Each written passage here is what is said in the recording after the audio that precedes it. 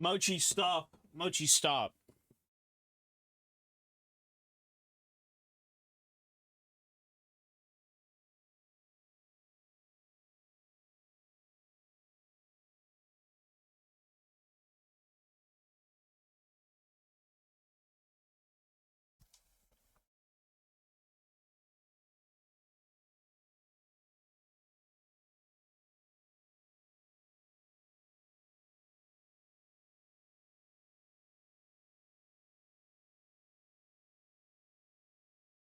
Yo, yo, yo, yo.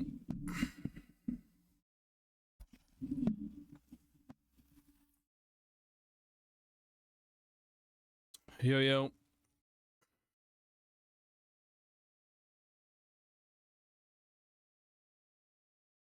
right, we're going to be here for probably an hour-ish, maybe. Maybe about an hour.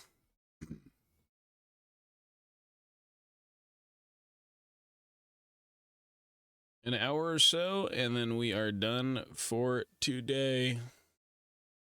Me do not feel good.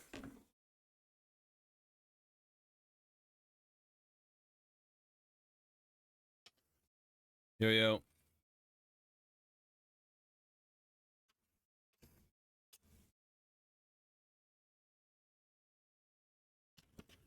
Tomorrow will be a better day. Trust me.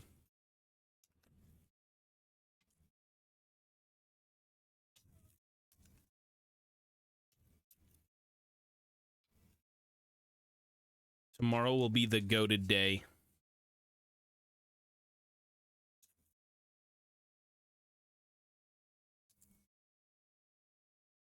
Yo, yo.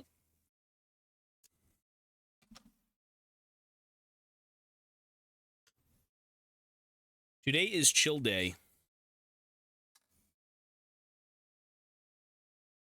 So, about an hour or so we'll be here, and then probably have dinner.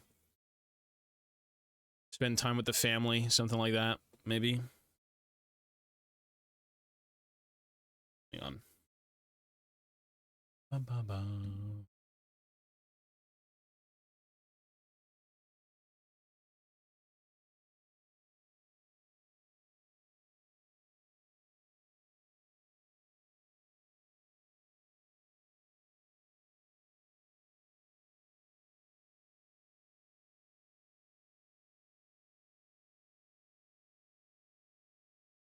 Today is still the weekend. It should be my off day anyways. It's just not ideal to be unwell.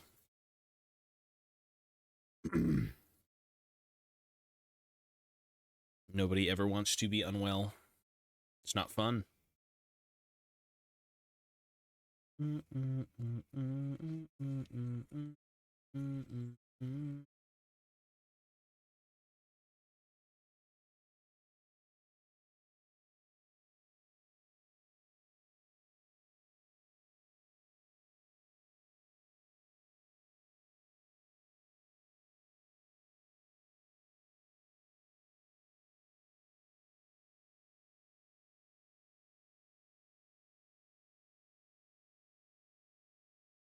Working overtime, not really, but I'm streaming what? Google that, I have no idea.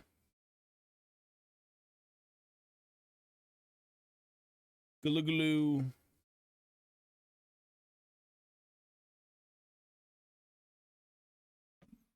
think it just spit on the table. Can't tell. Death Guard enthusiasts would disagree. Well, those guys don't shower. They shower less than me. That's the Asmongold faction.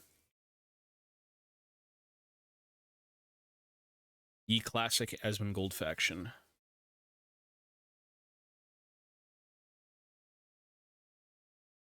As an average unshowered person, even that's too stinky. It's too gross for me.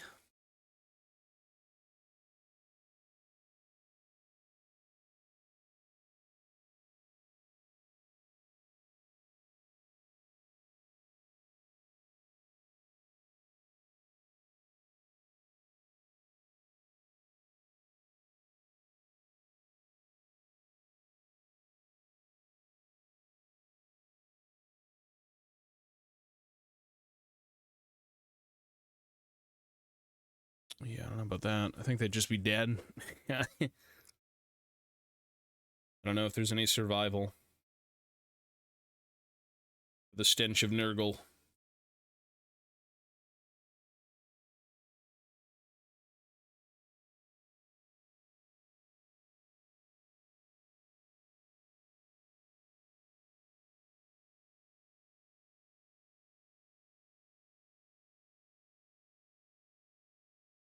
I had to do a couple of errands this morning, like an old person would, or like a human being would. And I went to a couple local game stores that I haven't been to in about a couple of years. And man, we're hurting. Canada is hurting. It is not looking good for the local game store.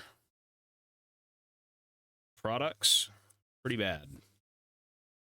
Maybe people aren't buying Warhammer or any of these things, but like some of them are great. Some of them are just like completely unstocked with nothing. Not even like, well, not unstocked, but very standard products, things that you'd get literally anywhere. So it's kind of like, well, why would I go to this store when I can go to a different one, you know?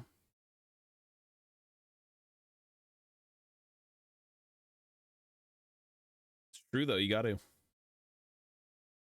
You really have to. I spent 40 bucks today. I got myself a black cutting mat, which is perfect. That's what I've needed for so long. I found one for 20 bucks, thank God. And I found a little bit of sandpaper, which is good too, because I use that. So I'd say fairly productive. Fairly decent.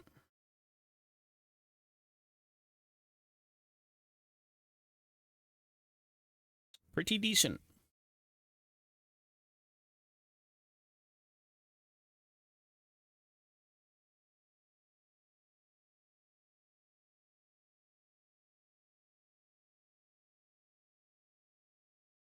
But unless you're like for me, I literally can't find, even in Games Workshops, like, maybe I'm just a little bit too picky, but there really isn't much.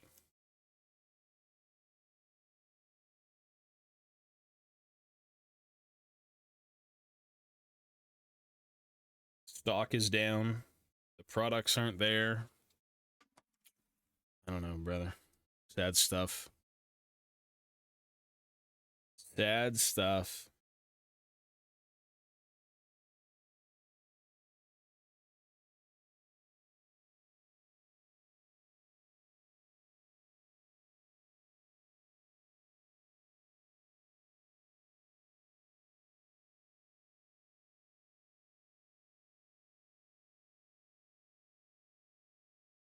I mean, shit, maybe, man.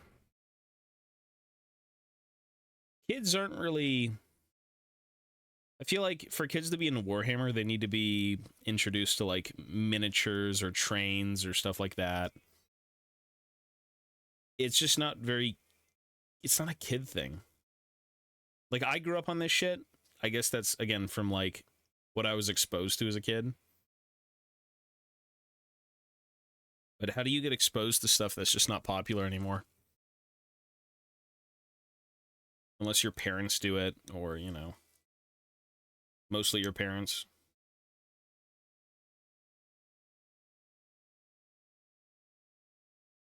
I would imagine it's just, like, impossible. Yep.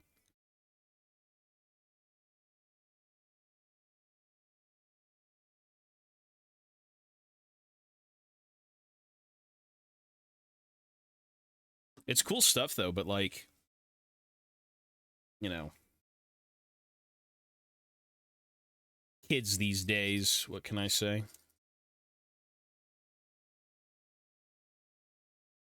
Well, I'm not streaming on the main channel today. No, I don't feel good. I'm only going to be here for, like, an hour anyways.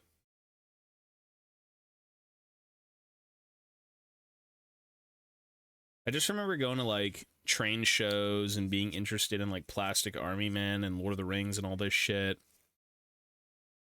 Fantasy stuff growing up, and like seeing a Games Workshop was just like heaven. It was like the equivalent almost of like Toys R Us.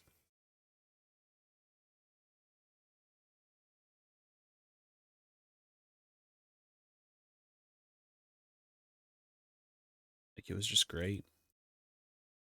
You walk into a Games Workshop now, I've got like 5 products on the shelf that I care for. A little picky, but you know. It's cool to see everything back. I think this is, if GW could somehow do like some sort of infinite made to order where like they had all of their old products come back, holy shit, that'd be insane. You know, it may take up to 6 months, but like, who cares? You've got them. I'd love that. It's fine to have like mainline things in stores so that people can buy them, because, you know, if you want to get introduced to something, you got to start with the basics. But a lot of the classic flavorful stuff just comes and goes.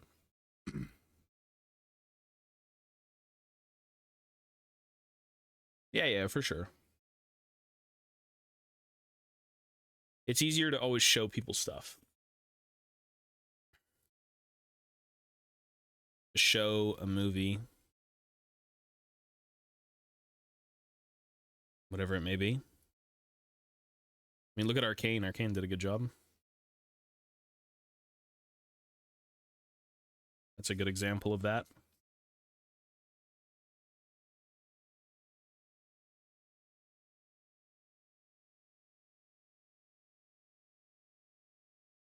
Yeah, they do. This is like the era of... Right now, unironically, it's probably the best time to get into Warhammer or get back into it. Because they got the old stuff. It's just... because of store space issues, you can't hold the old stuff because there's not enough space.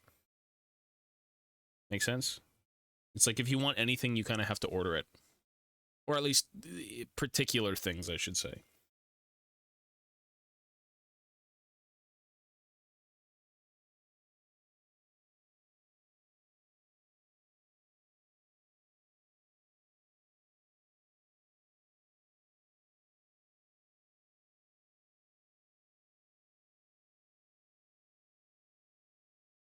Store space be an issue, indeed.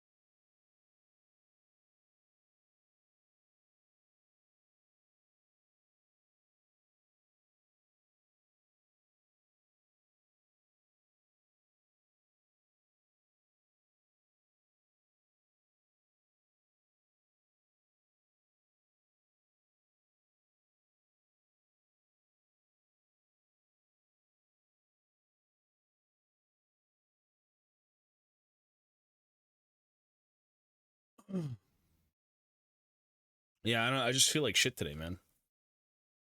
Like a sore throat. I just don't feel good. I got disease. I got COVID. Yeah, I have no idea what it is, man. I just want to go chill. Probably clean up a little bit today. Tomorrow, come on. Stream, we got the A to Z happening tomorrow, ideally. Build a monolith. No. We're not. afflicted by the dead space brain rot, the advanced dementia. Not yet.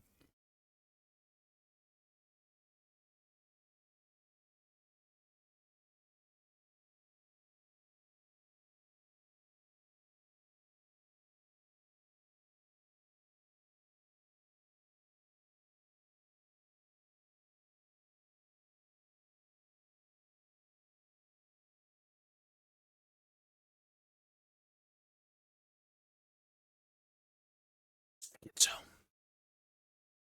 yeah.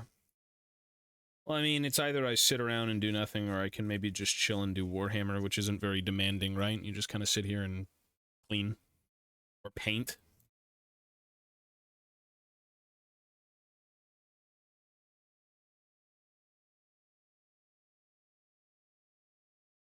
Whatever it may be. Just to do something, you know, instead of just sitting around moping. It's good to be productive.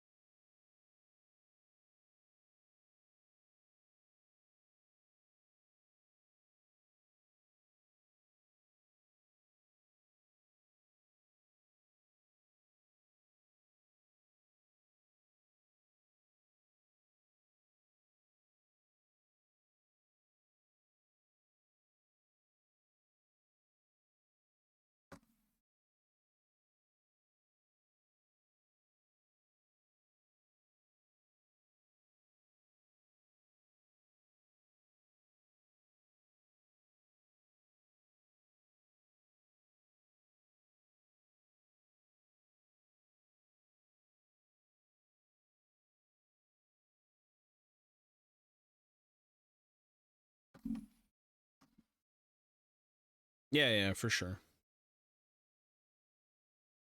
Even if you think you got nothing to do, I'm sure you can find something to do to be productive. I mean, ideally, shit, if you feel like garbage, yeah, you need to rest, you know? But I don't feel so bad to the point where, like, I want to go sleep. I just feel so bad to the point where I don't want to do much. But I still want to do something. I still have some of these Grombrindals to finish anyways, or in this case, Bugmans. Ye classic brewer, the Goblin Genocider.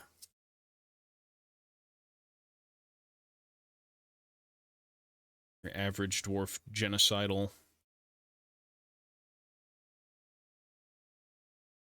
Sane dwarf.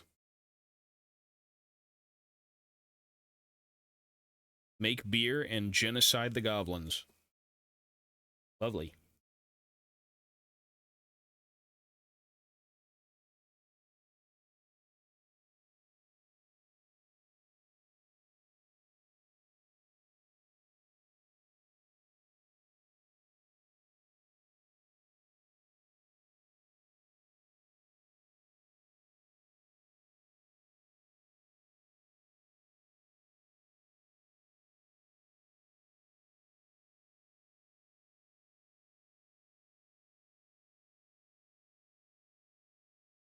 I'd rather not get metallic flakes into my bloodstream, which in turn my bloodline one day.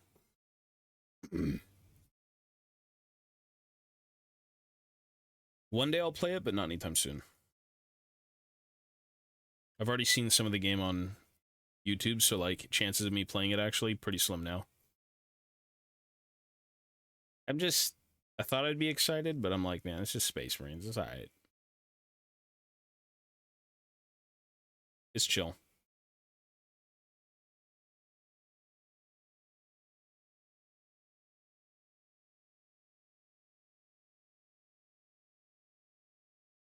You good old Space Marine can wait.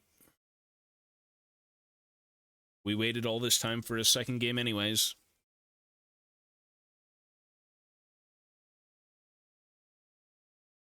What's a little bit more time, you know?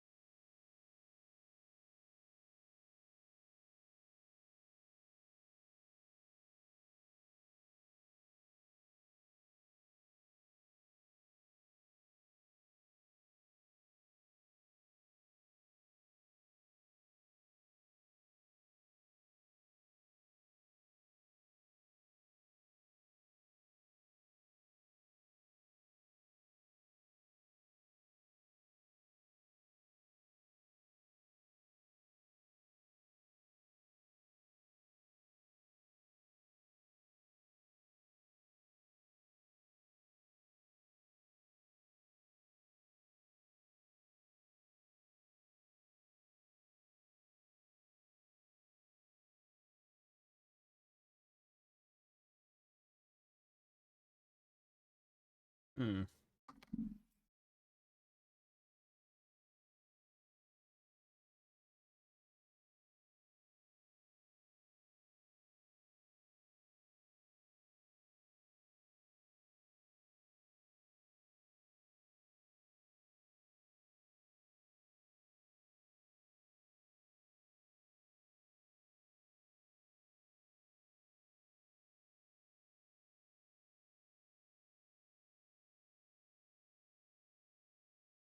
Yeah, it's funny you'd use a trick remote, though. I fucking duo queued with him last night for like one game. I had ended stream. And I'm like, you know what? I got a bit of time. I'll go eat, but I got time for one game.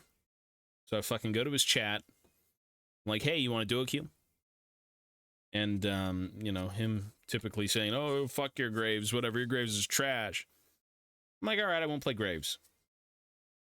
I lock in TF. This guy locks in his fucking Udyr. This dude's like 0-8 top lane in 10 minutes. Like, what the fuck? I might as well just play Graves, dude. Those unlucky games, I suppose. The patented 0-8 Udyr. Contributing less than dried out piss. That champ is piss. If you are not fed on Udyr, your character is irrelevant. Really, really, really useless.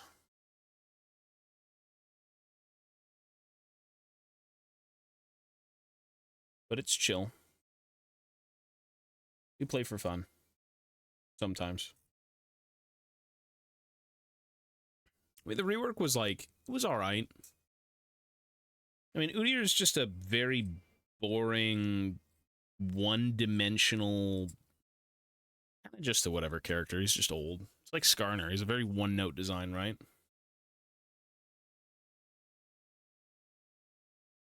People like him, though. And I think when it comes to new players, I'd really like to see the new player, if there's any new players, what new players are interested in when they play League, because, like, are they playing old designs, or are they kind of, like, drifting to new ones, you know? Maybe, maybe not. Like, I don't know how good the spread is, but it'd be pretty interesting to see.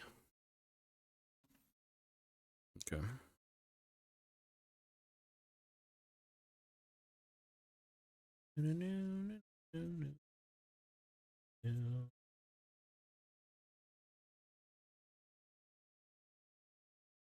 Yeah, well, that's welcome to every old design ever, because every old design ever is basically a stat check, right? Like, how do you mechanically outplay people with half the old cast? Like, Riven, pretty good skill expression, but most Ooga Booga top laners have no skill expression in terms of, like, it's more of, I guess, thought process and kind of how smart you can make plays. Or how smart your plays can be, whatever you want to call it, right? So Mordekaiser has there's nothing. Working at a game store, I saw a ton of GW shit. Honestly, thought it was just paint and glue the guy, and that's it. Didn't know there was much to the process. Oh yeah, it's a lot for sure. It's I mean, it also kind of depends on, like, how far people want to push it, you know? Sometimes people are just like paint and glue and that's it, but other people want the basing, other people want the dioramas, you know, but you want the conversions. It's the idea of, if you want to go crazy with it, you can, but not everyone does it.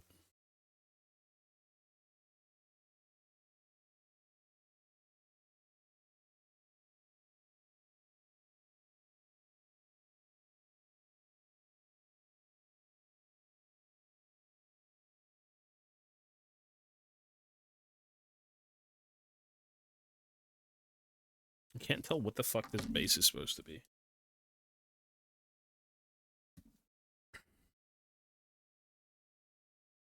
Whole game was stat check.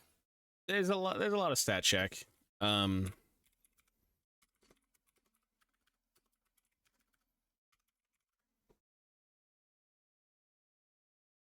certainly a little bit of stat check.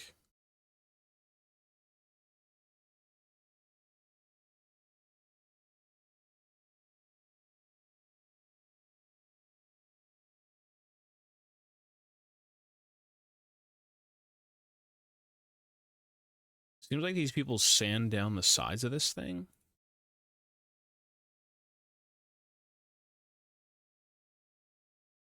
Really?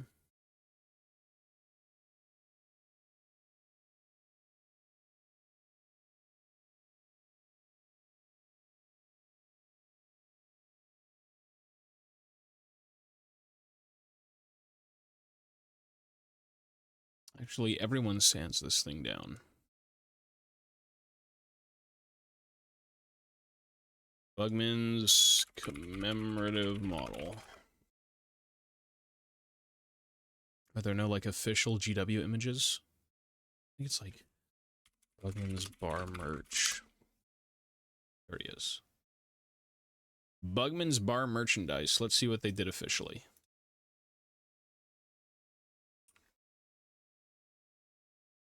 They sanded down the sides. Makes sense.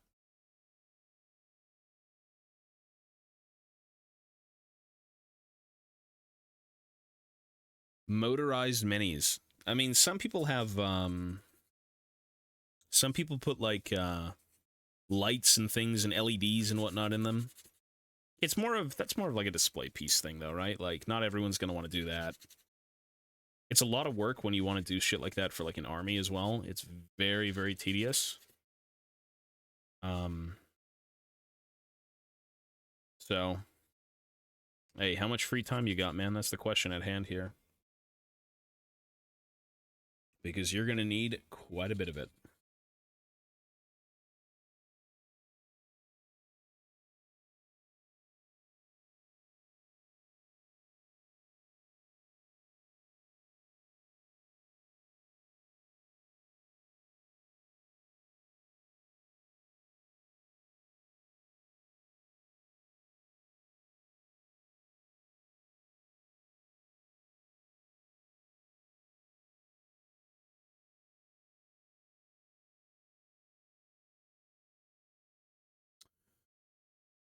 Darius is the Ooga Booga champ with the most skill expression. I mean, just with the Q, yeah.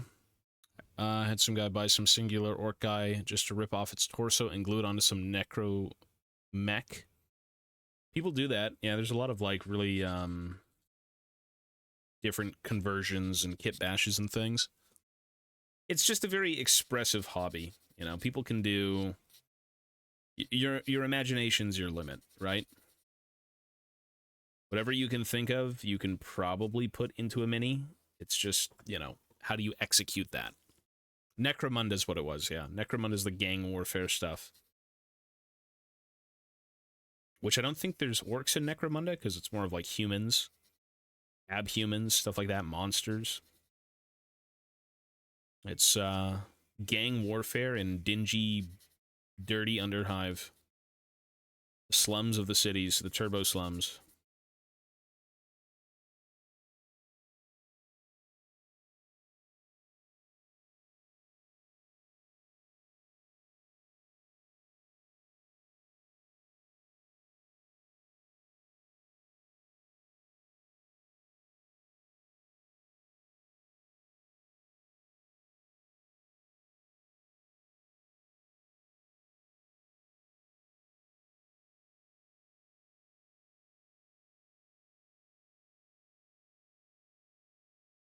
My best bet's just to putty this. This is not going to work properly.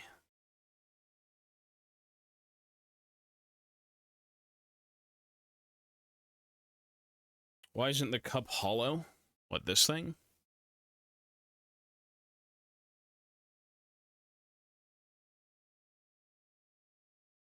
The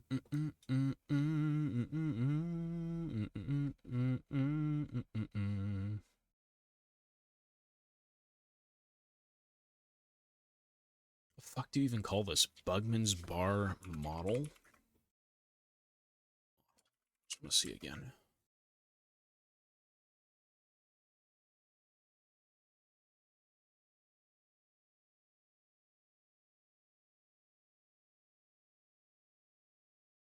Time to Dremel. See, a psychopath would think of doing that, but I am not that anal. It's just a cool mini, right? He's like, you drop me bloody pint, laddie. I'm gonna bash your fucking brains in. With either an axe or you got a bar stool. Which I think, to be honest, you'd probably want to go with the bar stool. I think that looks a bit cooler. I think that's what I'll glue it with instead of the axe. Because, like, that's very fitting, you know? A little bit of a bar brawl. Yeah, I wasn't feeling well, so I'm not really doing A to Z. It's going to be tomorrow.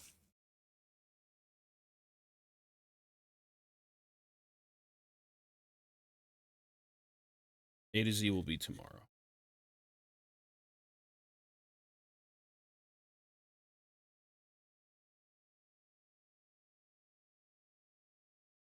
Well, I mean, hey, some people will do crazy things to minis. It's just how much free time do you have? That's the question at hand.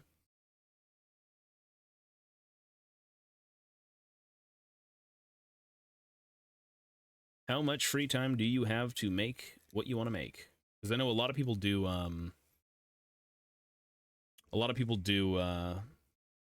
dioramas and they don't even play the game. And those guys go crazy with modeling, right? Because instead of making to play, they make to model, and that's cool. I like both. I like the game and I like creating stuff, so. A little bit of a 50-50.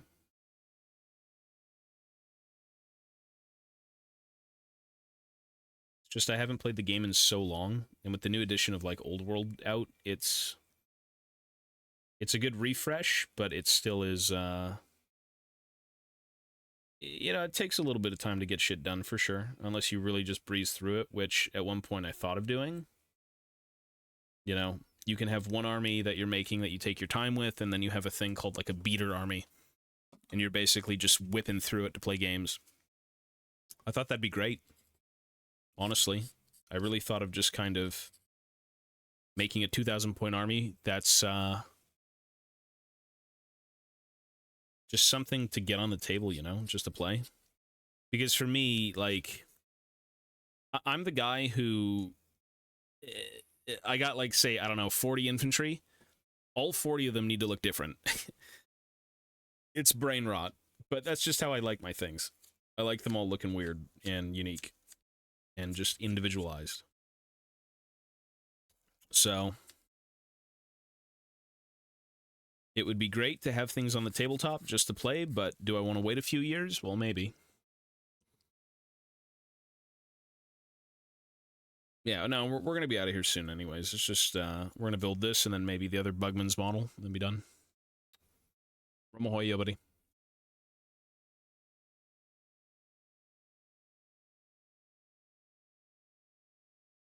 We do not want to be here for too long, not feeling too well. Finally painted something after a long break. Did you post it in the Discord? I need to paint something. But I'm in the process of just making stuff right now, so. Slow game? Yeah, usually. It's just, it really boils down to, like, how long have you been working on something versus do I want to play the game? You know, it could be, it's not necessarily meant to be slow, but it's more so, I guess, seeing the fruits of your labor. If you're a very, very slow builder, painter, if you don't have that much time, it's kind of hard to feel motivated when you don't really see much finished, right? So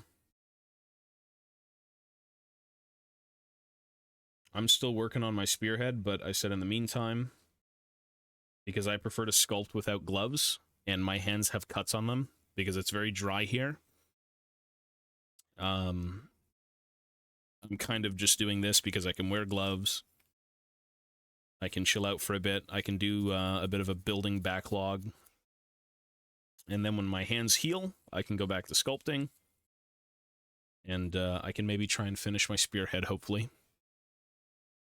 That's the goal.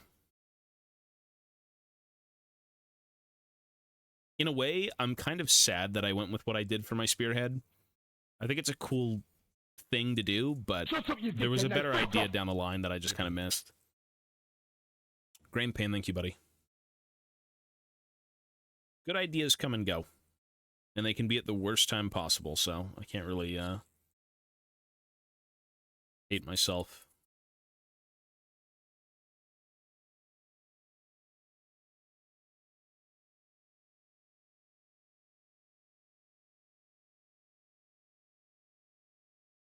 A to Z is going to be tomorrow. I don't feel well today. That's why we're streaming on the Warhammer channel, so tomorrow we're going to do A to Z.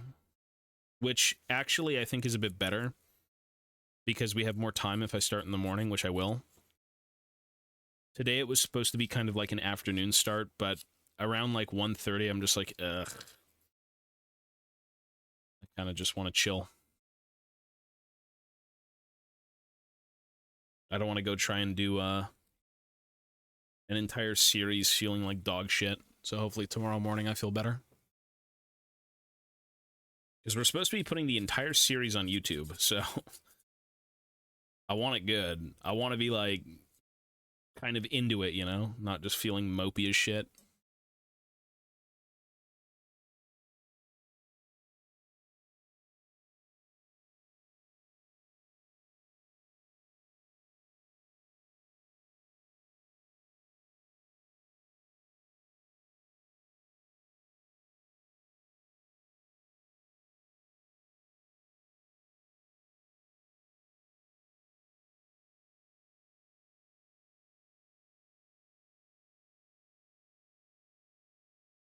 Yeah. But that just means tomorrow we'll be able to play so many champs, because if we start in the morning, chances are I'll be there for like 10 hours at least.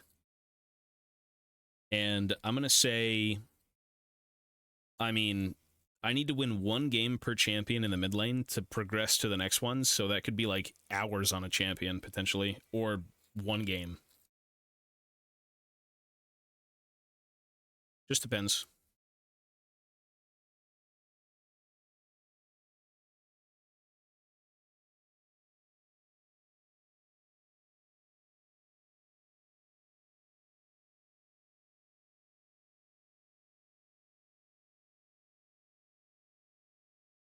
See, I wanted that, but then the editors are like, you should really make it mid-only. It's more entertaining. So I'm like, sure. Because they want to do a series on it. So I'm like, all right, we'll do that for them. So we're going to try and do mid-only.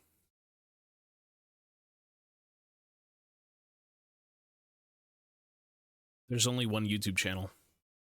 It's going to be the edited main YouTube channel, the only one that I own. I don't own a second YouTube channel, so whatever content you're seeing on YouTube is not mine. Just the main one.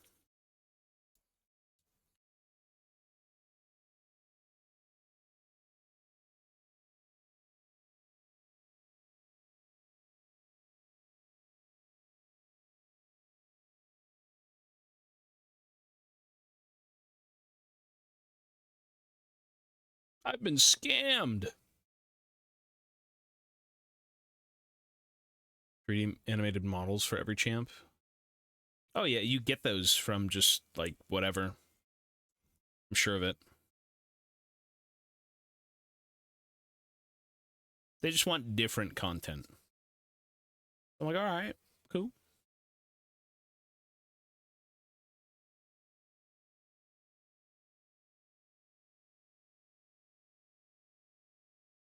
You know, I'd imagine seeing the same champion every game isn't the most exciting thing, so I get it.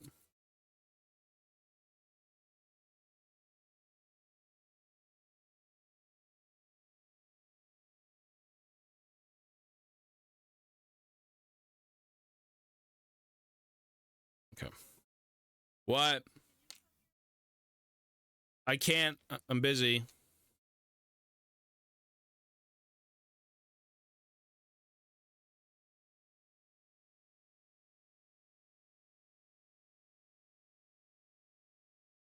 Fucking metal dust all over my hands. I don't want to go see the dog. Your videos always make me laugh. I'm glad, brother.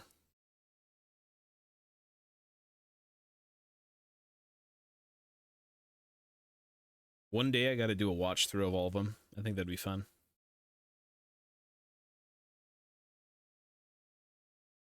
A little bit of a stroll down memory lane.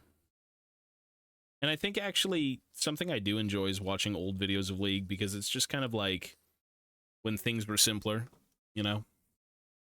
Very fun. Except reminiscing about old things and praying they come back, it's not going to happen. At least in the case of League of Legends, that's different, but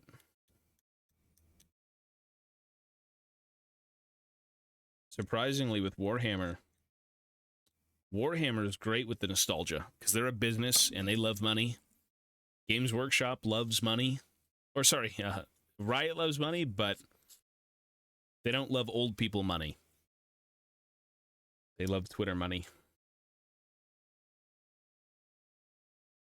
So.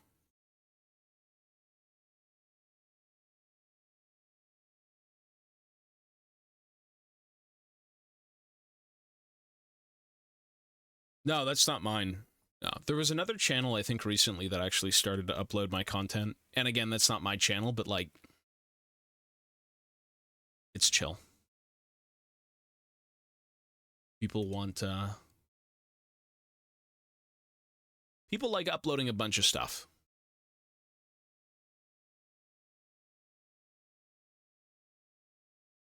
Desmond, yo, buddy.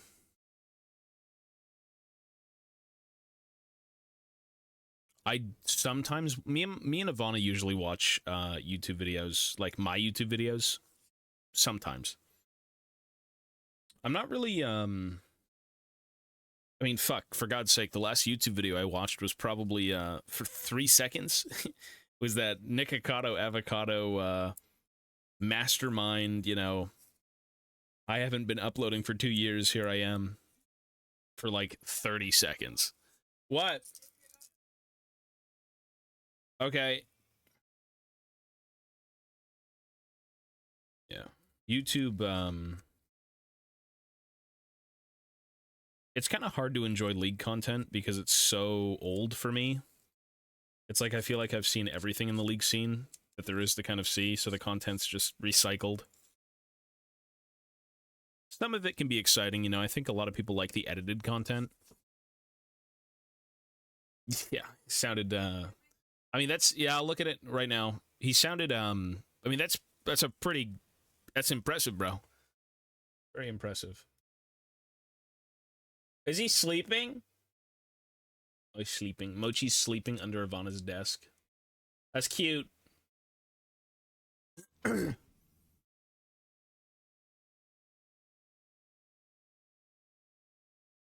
What a baby.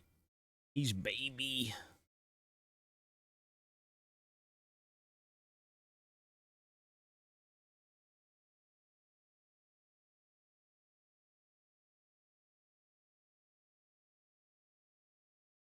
But yeah. We're going to be watching, I think the next bit of League content that I'm actually interested in watching is Arcane Season 2. That should be good. Arcane Season 2 should be excellent. Like, you can't even go wrong with that, you know? There's people who don't even play League, and they're like, oh my god, Season 1 was great. Season 2 is going to pop the fuck off. You know, it's a show that really stuck to its guns, and I love it for that. It was serious. It took itself seriously. It isn't like tongue-in-cheek, you know, oh, you know, the game this is based on. It's just... It's a show that cares about the material it's working with, which I think is its biggest thing. You can't say that for most shows today, I think.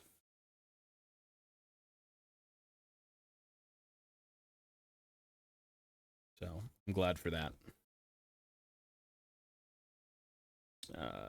Don't need to clean this because we're not going to use this. No, it's a very good show. I don't even care for Jinx or Vi, but like, the show is so rooted in the world they created that like you almost forget that it's based on League of Legends. That's why it's so good. There's no running it down mid. There's no like racial slurs every 3 seconds. There's no like degeneracy every corner. It's great.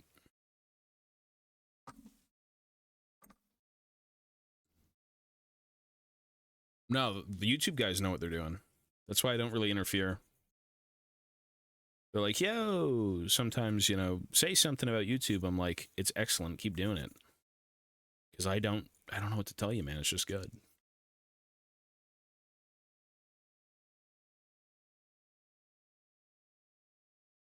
When something is so good and you've kind of let them be as creative as possible, because that's really what it is, right? It's creative freedom.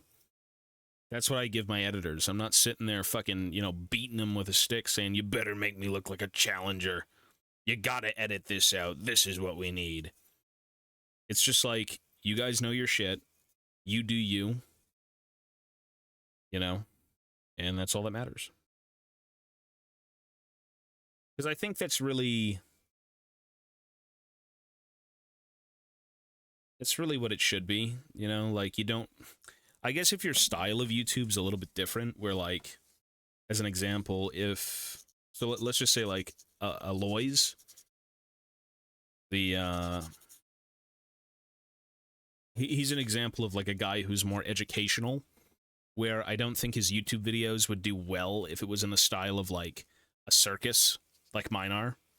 Just because that's not his style of content, you know?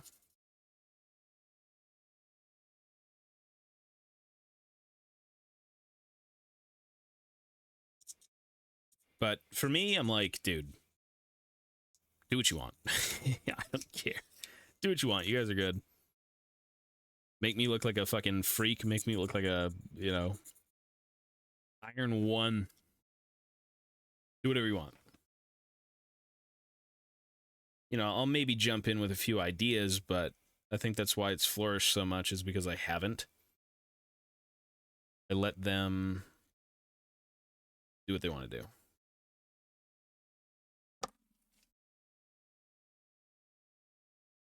And I think that worked the best.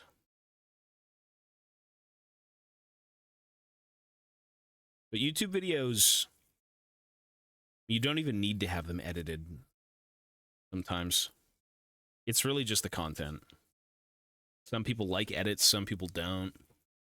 Some people like certain edits. So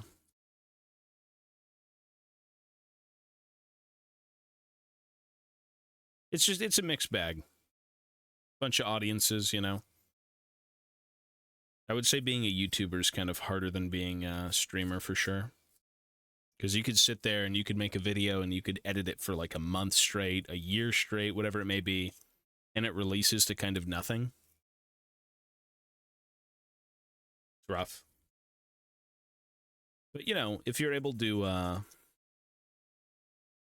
if you're able to pull the moist critical and kind of just sit down and talk about something and then get fuck tons of views, like that's obviously easier than Twitch streaming. It's basically Twitch streaming, except it's pre-recorded. But, you know, everyone likes something different. Yo, yo. Yeah, it could be... It's a fickle thing because you have to kind of weigh... Like, if you're someone who does this full-time, if you're a content creator full-time, and you pour so many hours into making a video that you firmly believe is excellent, the quality of it's through the roof, all this, that, whatever, you know, and then it kind of just releases to nothing. It's very unfortunate, but sometimes that's just life. So I don't really like YouTube. I don't really like editing. It's not my thing. I'm more of a, you know, free-flowing, just fucking talk about whatever, go on about whatever. Yap. Kind of like what we're doing now, right? Yapping is good.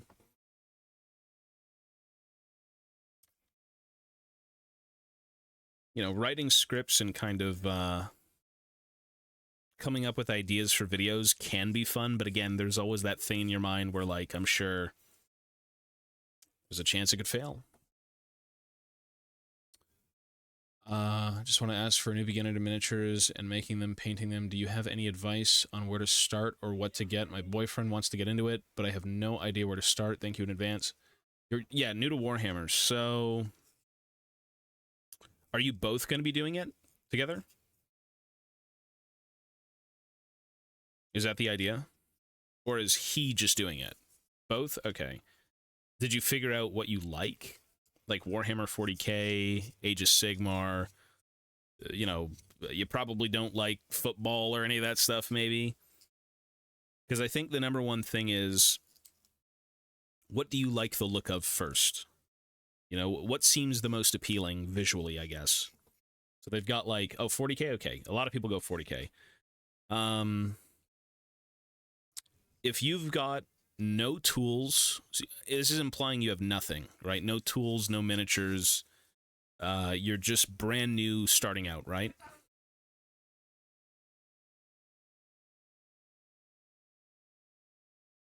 Okay. I can give you suggestions as to what I use. I've been in the hobby for like 20 odd years. You know, that's not to say that, oh my God, I know my shit.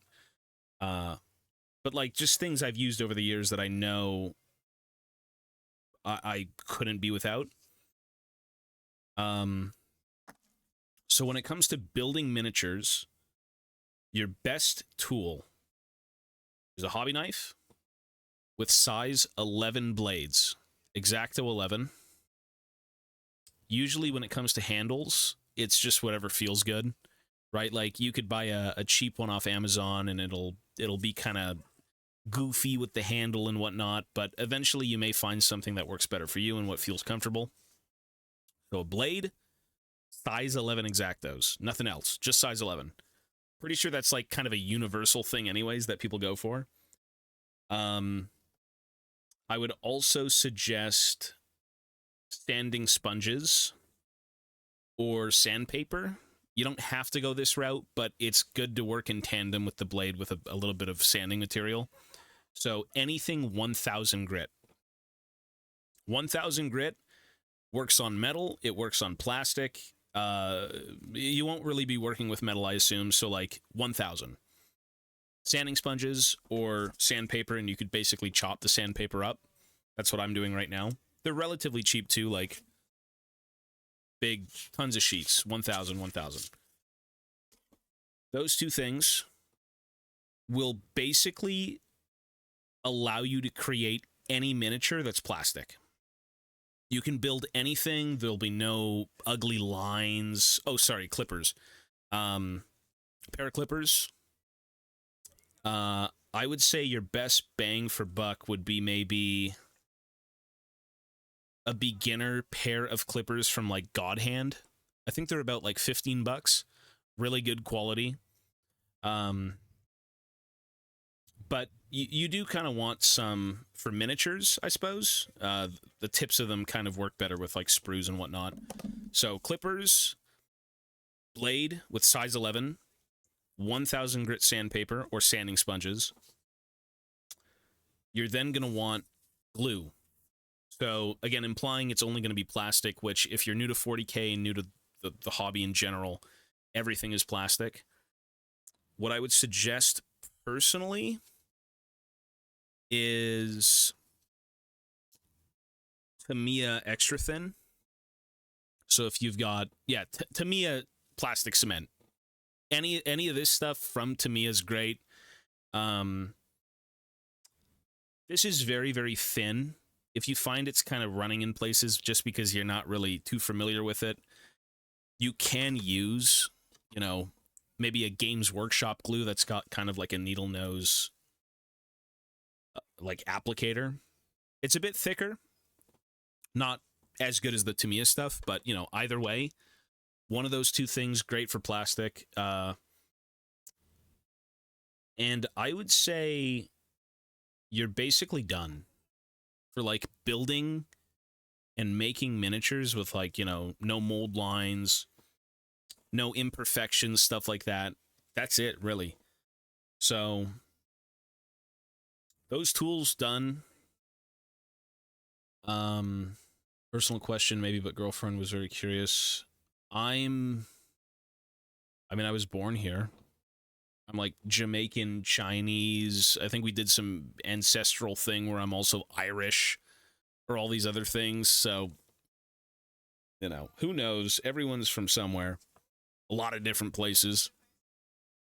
So yeah, with those things out of the way, if you're going to be getting into 40K, I would suggest, what's a good place to start? Combat Patrol?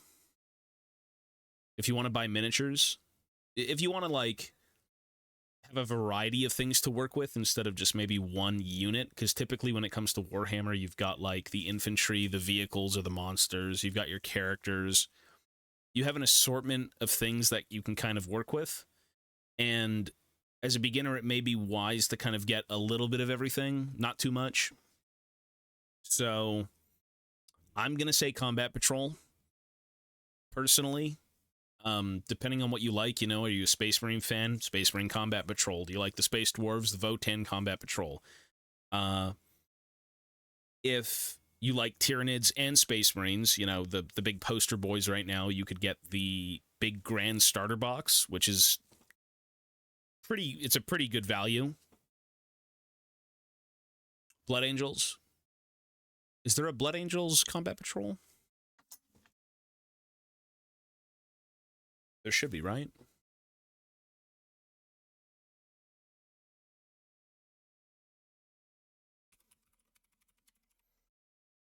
Honestly, I'm going to say start with the Combat Patrol. Are they meh? Yeah, I think it's more of the idea that you get a variety of miniatures, and I think as a beginner that may be a little bit more enticing than just buying one box. Not to mention you do get a discount, I think.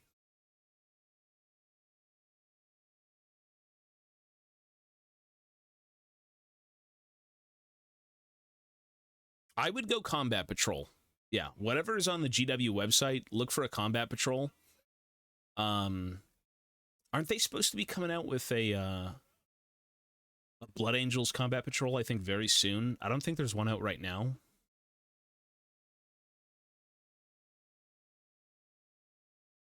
I think there's supposed to be one coming out.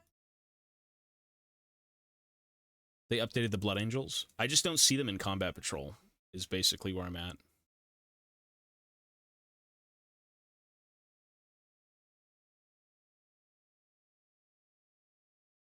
I will say this, though. If you want to save on money, and I suggest you try and save on money, because God forbid in this economy, you know, you save on money, you get more Warhammer if you do end up liking it.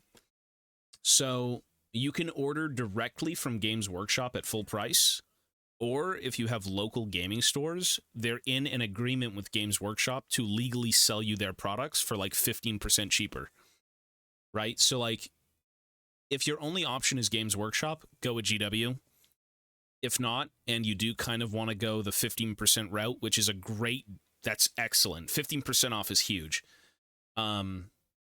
Maybe try and find, again, like, wherever you are in the world, go on Google, type, like, for me, I'm in Toronto. I would type, like, Warhammer Store Toronto. And then they would give a bunch of names of hobby stores, and at those stores, you'd get discounts. Usually they also have tools and things. It's kind of a one-stop shop for things, right? It's going to be soon when the book comes out.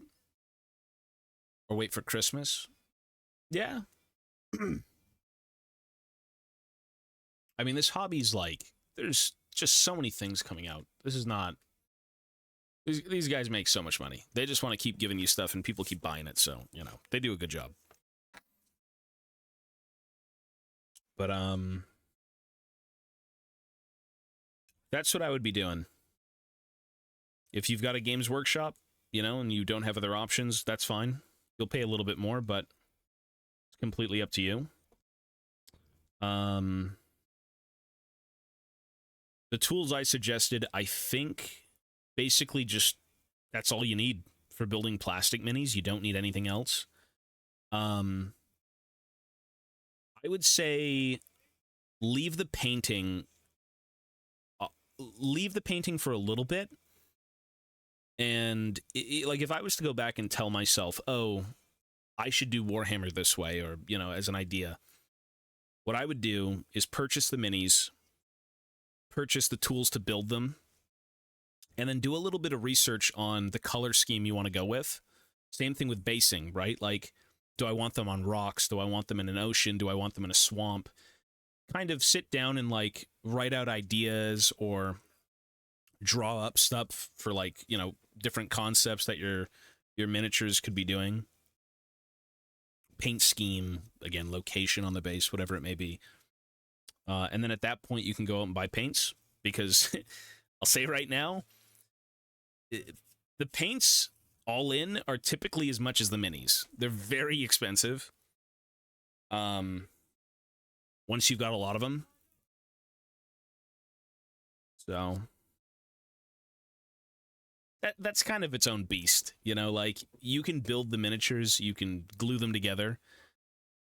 I would say that's very, very beginner friendly, and then when it comes to painting, it still can be beginner friendly, but it's a whole nother can of worms. Excuse me. Yeah, the prices do go up quite a bit. I mean, you know, I've got a local Games Workshop, and I like the people who work there, so, like, sometimes I'll go buy things from them, but 5 minutes down the road, there's 15% off discounts. So you got to kind of weigh, like, what are you feeling that day? You know? Like, and that's all Games Workshop, too. That's not even like, oh, you don't want to support GW. It's like, well, you're allowing stores to sell your products at a big discount, and there's a store 5 minutes away, not even, that's doing the same thing you're doing. So, either way, you know, it's up to you, whatever's in the area. It's good to just go into a Games Workshop anyways. There's a lot of nice people, and the staff are great. And that's kind of the reason you'd want to support them, right? Like, if the manager's cool and the staff just want to talk shop and, you know, love Warhammer, why not? Pay a bit more, but, like, it helps them out.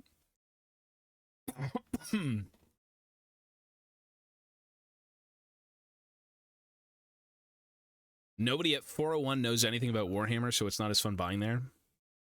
401's really good, but, I mean, they're more like, what, TCGs? I've been to 401. I actually was supposed to be in a partnership with those guys a while ago for, like a discount code or something, but it was such bad timing.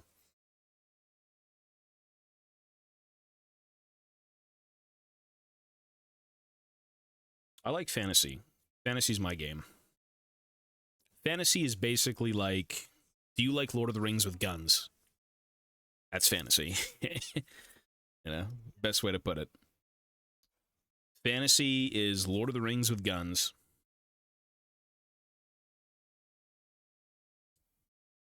Crazier things. Lots of war.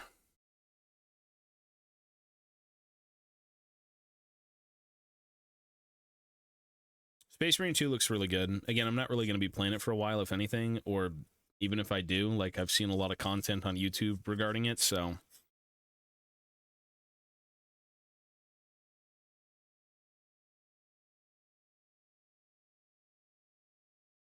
It's a little, It's been played quite a bit. You know, the release, I think, is, what, tomorrow, outside of early access?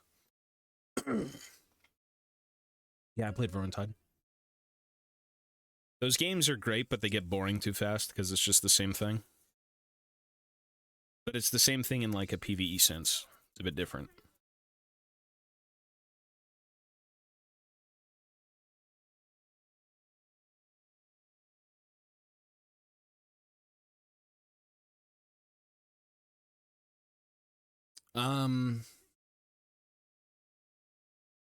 Do they do the rules online now for 40K? I think they do. I would say don't buy any books, because right now they're in the process of making new books. You could download the PDFs. Yeah, I would say go online. And I think they offer you the rules for free. Don't buy books. The books are all being redone. They're going to, you know, some places might try to sell you them full price, and they're completely outdated any day now. So...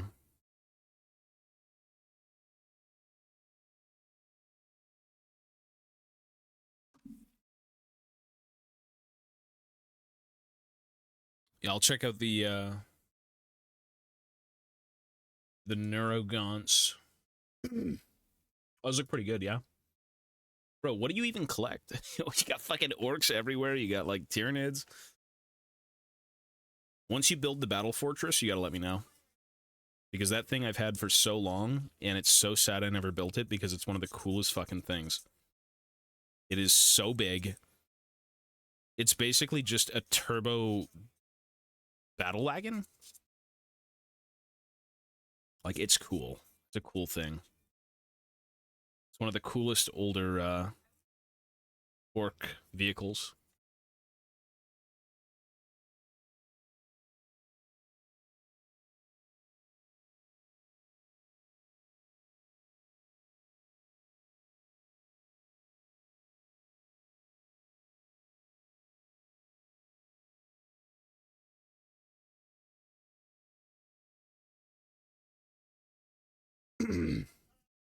I doubt it. I don't think the old world is, you know, I think they had a good start, but I feel like the only thing selling are, like, the miniatures, you know? Do they really want to put money into, like, old world episodes of Warhammer Plus? Very debatable. I think focus on Age of Sigmar, focus on 40K, leave the Horus Heresy, leave, like, you know, old world to kind of do their thing in the background. So I'm not really holding my breath for that now. I don't think they will. You know, you're more likely going to get a Leagues of Votann one. I feel like Votann will get an episode. There's a new book coming out for the Votann that I wanna read, because, you know, I want to care about that faction, but it's hard to. I'm trying to force myself to love 40K again, but it's hard. It's very, very hard. I thought about doing I know I want to do Leagues of Votann, but I really want to try and do hang on.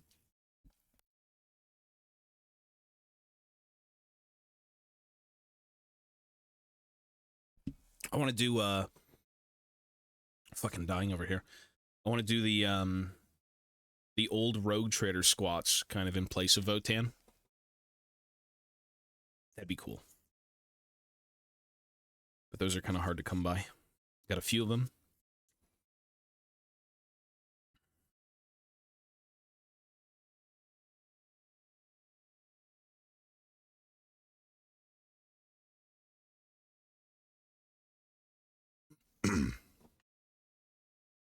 Well, Age of Sigmar is much more successful right now than Fantasy, obviously. So it's just they're more likely to do stuff like that, right? Like they've got the Stormcast Eternals. That's the golden goose.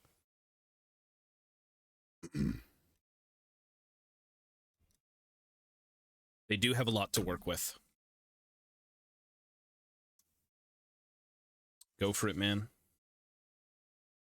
Over the years, I've realized the more I get into, the less I do. Shocker.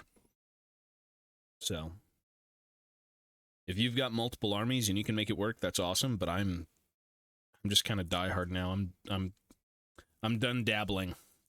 I gotta stick to my guns. I gotta stick to what I love. I can't be sidetracked. It's Dowie for life.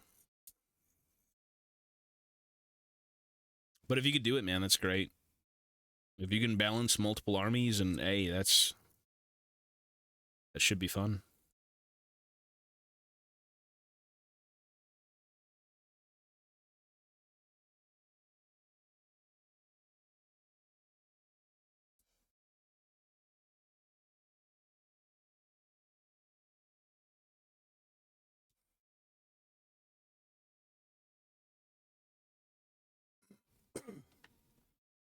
Yeah, that would work. That'd be cool. I mean, there's a lot of ways to just paint things quickly now, right? If you're not really big into that stuff, but you still want things to play with.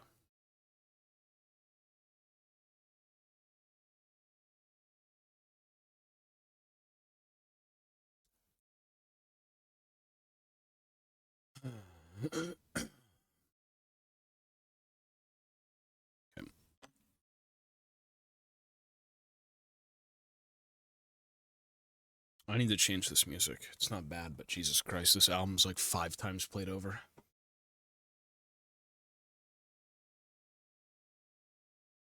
Did we not get any new Winrows? We didn't. Unlucky.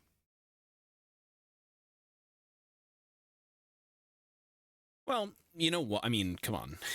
If Space Marines are the most popular thing in 40K and the most successful, biggest money-making machine, why would you not try to do something like that for Age of Sigmar?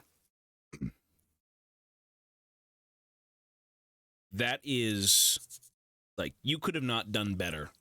The Stormcast Eternals are here to stay. Everyone loves them. Big money. Big, big money. Very smart move. You know, I'm not really into them at all, but I understand the business moves. I get it. Take what 40K did well and just implement it into your fantasy setting, and there you go.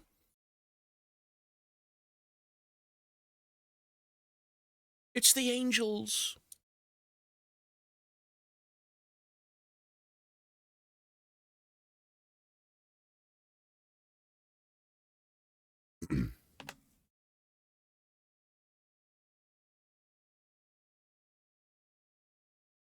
Very smart.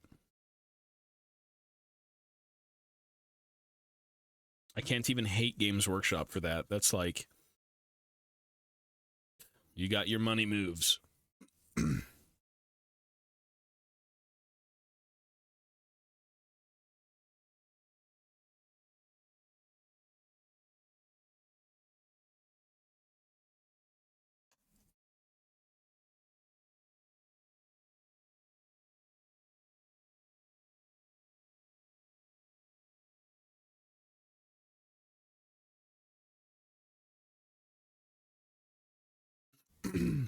Alrighty.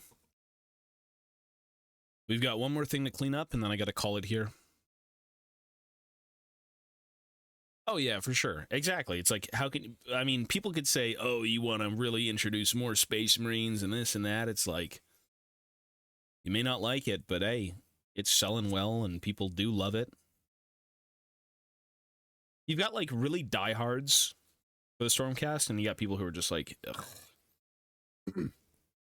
Stormcast.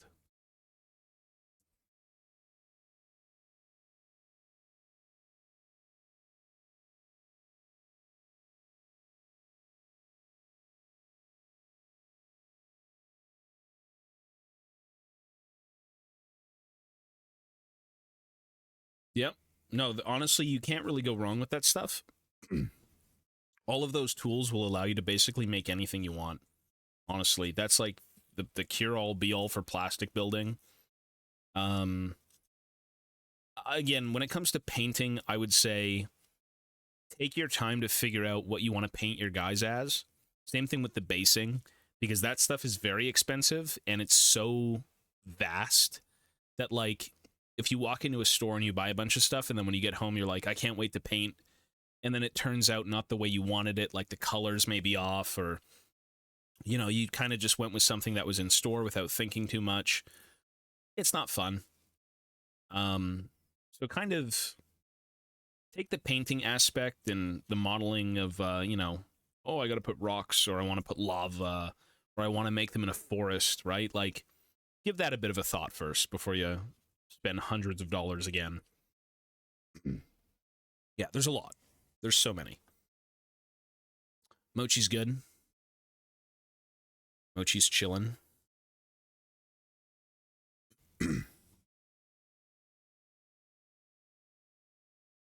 Mochi is chilling.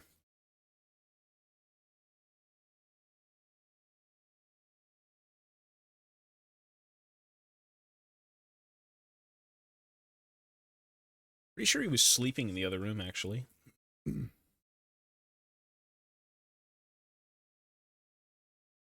Because he's not really allowed to be in this room. No doggies in this room. There's too many shitty things.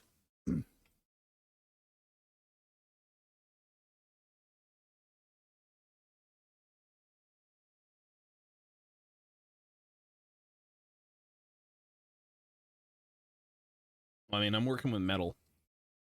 And I've got cuts all over my hands, so I don't really want to have these things go on me. I feel like even with working with plastic, I should use these, to be honest, so. But.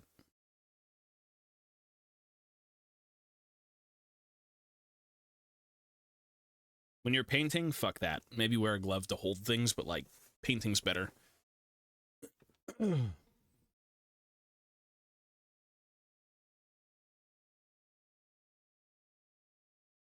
Yeah, I mean, that's why you gotta test paint, man. You need to be experimenting and test painting and just doing things just to try things, right? So one of my plans that I wanted to do that I think would actually make me more comfortable with hobbying and finishing things off was say you buy a box of minis, right? Or you go on eBay, better yet, and you buy an individual mini. That individual mini has no baggage.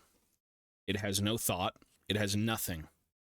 You want to build it, you want to paint it, you want to base it, but you want to do things as more of like a kind of like a proof of concept, whatever you'd call that, right? You want to just try your hand at different things, different basings, things you'd think would look cool.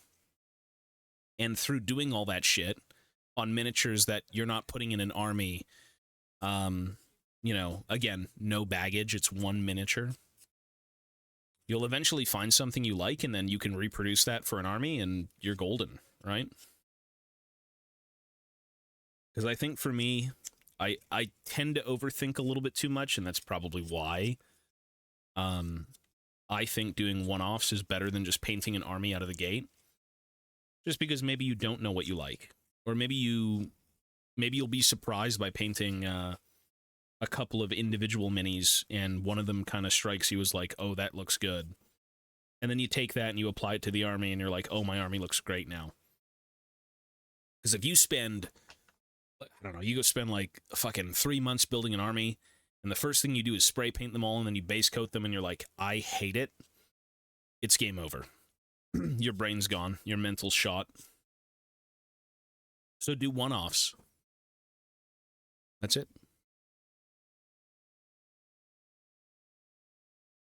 One-offs are pretty fun. And then with the one-offs done, a big army. Glabrix, yeah, buddy.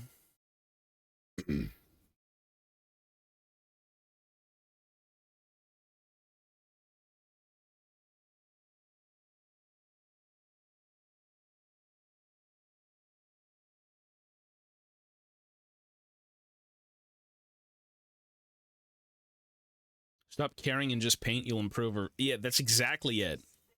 Honestly, as someone who's a perfectionist but will never be in anything kind of perfect, I'm starting to just not give a fuck. And I think that's the mentality you need to do a lot of these things, is just stop caring, right? Stop trying to be perfect. Stop trying to think everything has to be cleaned and this and that, you know. Maybe if you're painting for a competition, that's different. But, like, for an army, for just having fun and doing something in general, just do it, right? You'll build the confidence. You'll be more inclined to, like, actually take things on, build things, paint things. Just do it, right? You have to experiment. You have to fail. You have to look back at what you've done and kind of, like, assess it, right? Like, oh, I didn't like this shade, or the way I painted here was kind of shitty, so maybe I should take it a bit slower or use thinner paint, whatever it may be. Just, yeah, literally just do it, right?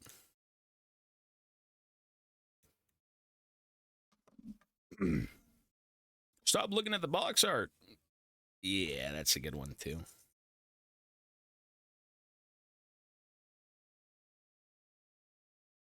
More knowledge, the better. Painting is the final boss. Painting and, like, actually converting and modeling are pretty final boss things. Those you just got to go hog wild with. Grab a mini, paint it, practice, do another one. Do another one. You know, for fun, why not paint different things that you might have not wanted to initially, and then you end up liking it? Like, I think one cool thing was that there was a guy in the Discord painting one of each dwarf clan. Not clan, but hold. And each one kind of has their own distinct color scheme.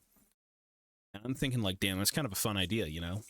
Just to get a gist of different colors, and, you know, maybe you like this scheme a little bit more when you're done with it. So you just kind of drift towards that.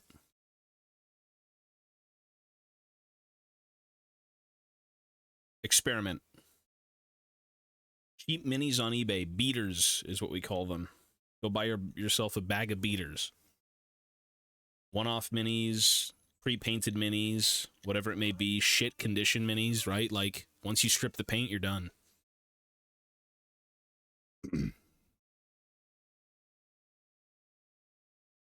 Yep. They tell you it's 4 colors, and there's like 80 colors on the mini anyways. It's like, oh my god, the red of the goblin's, you know, spear shaft is like blood red. It's like, what are you talking about? There's like 3 different colors going on. Yeah.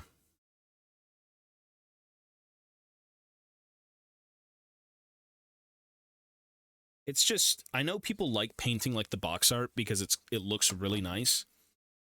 And for people to replicate it, that's great, but like those guys blend. These guys like mix so many different colors. Like the heavy metal style is very tedious.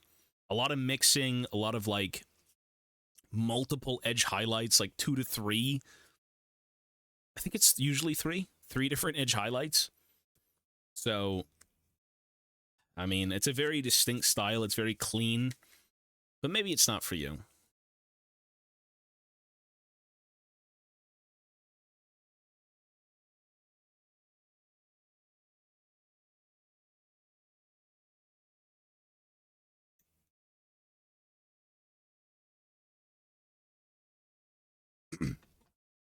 Dredging yo, buddy.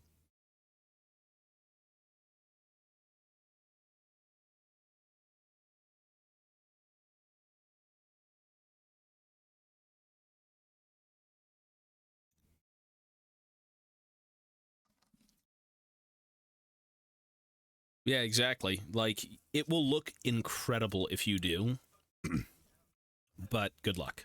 And I would even say, you know, art is subjective. The way you look at things, it's always like your own personal opinion. GW box art is beautiful, but I feel like for me, I'd rather have those as display pieces than gaming pieces. I kind of like, for gaming pieces, dingy, dirty, like semi-realistic looking in a way, if possible. You know, if you kind of like that style. Like more of a grim dark in-universe, like if it was real, it would look like that type of deal. But it's always subjective. Yep, exactly.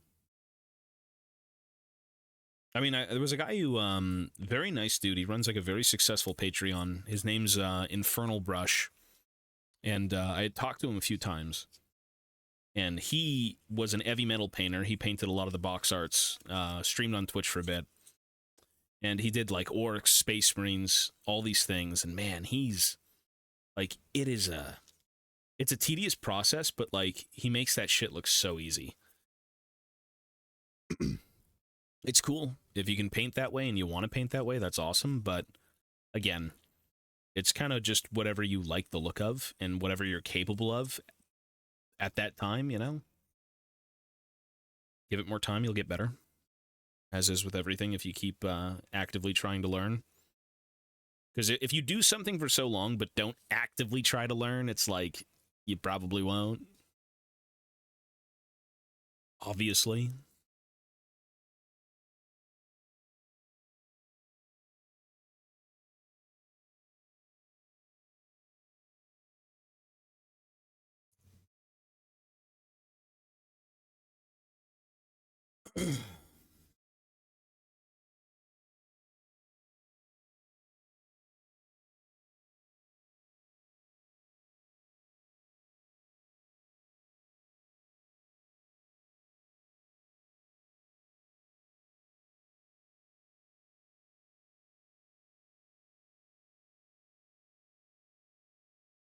But I do wonder what it's like to kind of just paint without thought.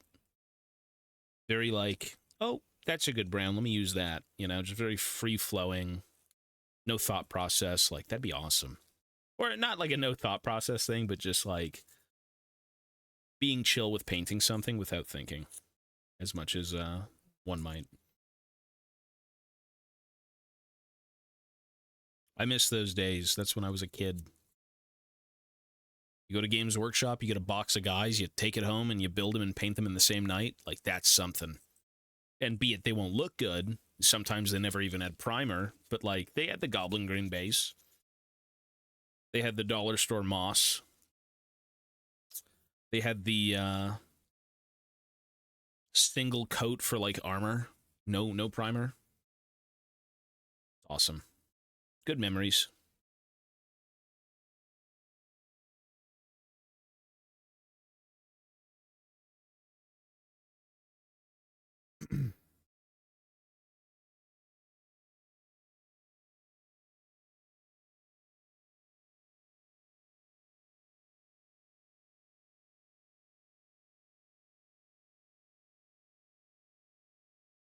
The memories of Warhammer. Lovely.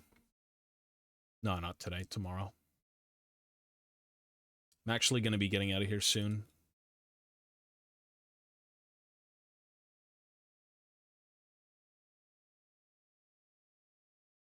No league today. Tomorrow.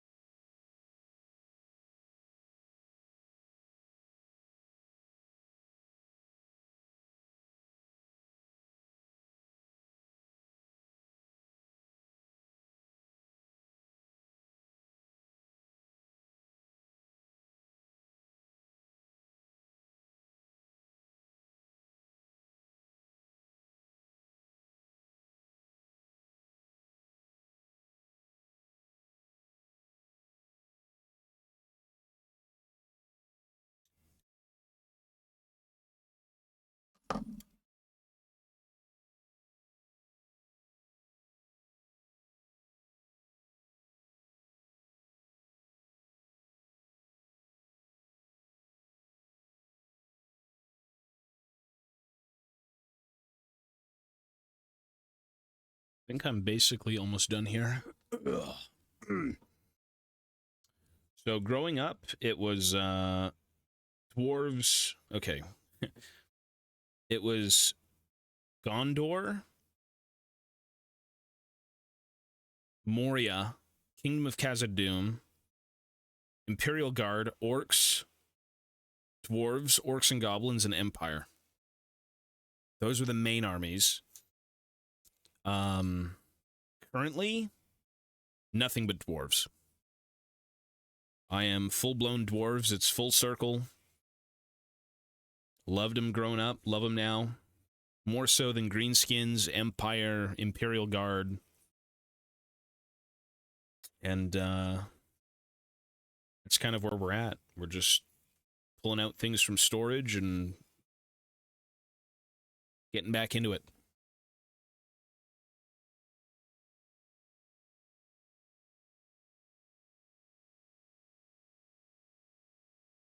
Maybe with the new wave of Votann coming out, give them a shot again, but right now I don't want the Votann. They're very anti-dwarf.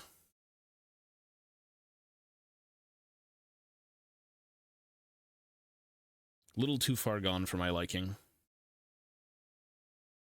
I'm a fantasy guy for sure, yeah. I mean, I grew up loving 40k. I grew up with a lot of Imperial Guard, a lot of Orcs. I was there when they had the square bases on the Ogrin. Get that Nork Dead Dog. Love the Metal Steel Legion, the Khazarkan, Stormtroopers. I think it was around like 5th edition 40k that I started. Something like that. Just over the years, you know, 40k's... It's been hard to hang on to 40k just because I've loved what fantasy had going on more so than 40k. And yeah, right now the only thing I'd ever get into in 40k is Votann. You know, I might resurrect like an old rogue trader squat army if I can scrounge up enough pieces, then play him as Votann. But I think my love really comes from just the older stuff. Just the things I grew up with. I don't really look at new sculpts and I'm like, man, I gotta get those. Like, they look good, I appreciate them. But unironically, I still think the older Cadian sculpts, the plastic ones, are better than the new ones. Very subjective, but they're so Dawn of War. They're so, like, the art box. I think it was Karl Kopinski, like that Cadian shock troop box with the guy running on the front looking just grisly as hell. Just a lot of the stuff I grew up with, I still prefer to what we have now. I grew up in a tube in a lab. Did you really? Disloyal, yo, buddy. No, people love dwarves. Dwarves are a fan favorite. 100% they're a fan favorite. They're one of the most popular races out there. So Leagues of Votann, if you're, I mean, you can't really compare the two outside of, like, they're short, they're stocky, they've got grudges, they revere some sort of ancestor figure. A lot of what the dwarves have in fantasy, I would say, is heart. Something 40k in general, I guess, just doesn't have enough of. Or, I wouldn't say enough of, but, like, that's the universe you're in when you're talking about 40k. There's a certain... When it comes to dwarves, there's a certain worth you feel with them in fantasy where, like, they're master craftsmen, they honor their ancestors, these guys have families, you know, they fight for their right to kind of exist in the world. And being 40k, depressing, everything is, like, amped up to 11, all of their worst qualities are taken to the next level, right? The Votann are, I guess, in essence, dwarves, but they're like... They're not... There's no heart. The heart of the dwarf isn't with them. I guess that's the best way to put it, right? They don't really have those...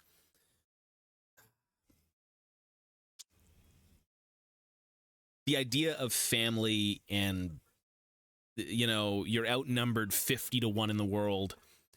The Votan are also clones, which is kind of a notch against them, I guess, in that regard, for me liking them, right? Because, like, if 500,000 Votan die, guess what? Into the banks you go. Crank out 500,000 more. So, for me, it's their worth as, like, individuals isn't as strong as a dwarf would be in fantasy, right? Does that make sense? And then on top of that, you've also kind of got them not really being dwarves to begin with. They're more of like genetically altered humans, you know, because of their conditions. They were squatted, and then over time they kind of like perfected their genetics to kind of live on these worlds. These what are they? High gravity worlds. They're a product of their environment. Very scientific, you know, very 40K, right? I'm not saying they're not. Like, they fit the universe perfectly. But the heart of them isn't there. And I think that's what I'm missing with the Votan. I'm missing the heart. Because dwarves are very... they just have a lot going on. A lot of, like, very homey... I don't want to say relatable things, but, you know, again, they're all about the family and the ancestors and kind of perfecting their craft and just being overall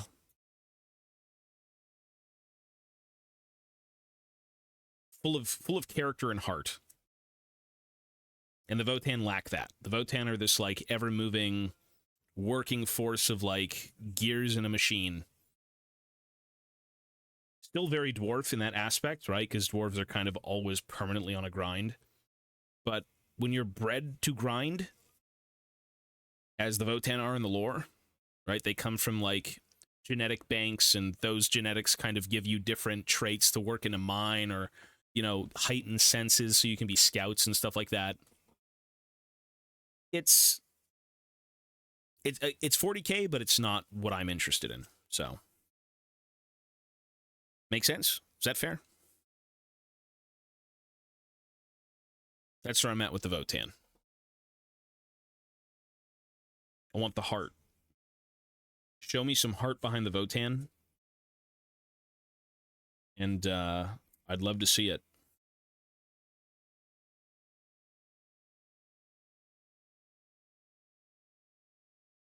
I didn't shave it all. Just the camera's blown it out. The Hobbit. Those movies are all right. Some of those are dwarves. Yeah, those are great. Like, some of the Hobbit dwarves look fucking disgusting. It's not an aesthetic thing. It's not. It's just their very being isn't what a dwarf is in my mind. Your typical fantasy dwarf, and again, it's kind of hard to compare the two because one is so far into the future where everything is so miserable and it's constant war.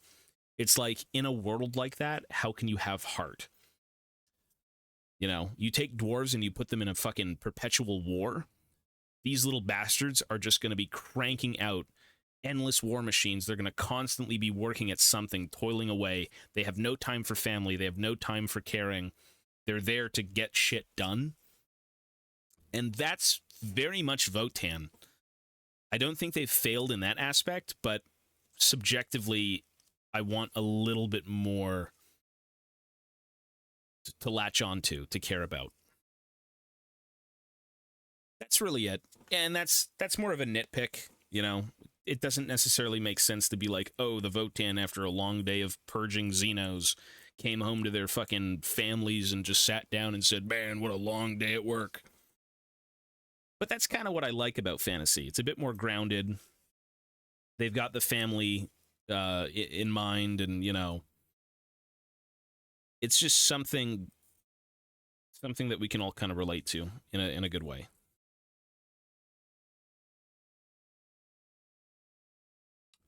Are there typical dwarves in 40K? I wouldn't say so. There's no such thing as a dwarf in 40K. They're more of a, they call them abhumans. So they're kind of an offshoot of humanity. They're usually caused by certain conditions that they're living in. Ogren are big ogres, but they were once men. Ratlings were once men, but now they're hobbits. The Votan or the Squats are basically space dwarves, but again, they were once human. Whereas in fantasy, the dwarves were always dwarves. They were born dwarves, they'll die dwarves. Their genetic makeup is a dwarf.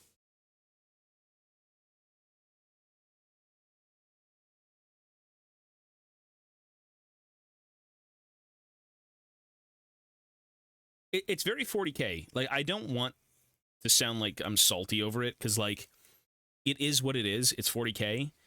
And that's just my subjective, I prefer fantasy dwarves to that type of deal thing.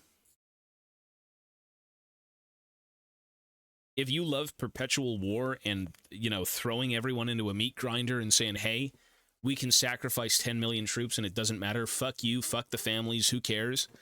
Like, that's the world of 40K. But that is not the world of Warhammer Fantasy, right? So it's a hard sell for people who like that stuff.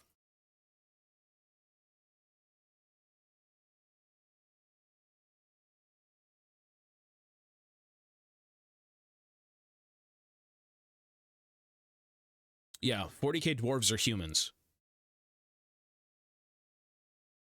Dwarves are dangerous over short distances, yes.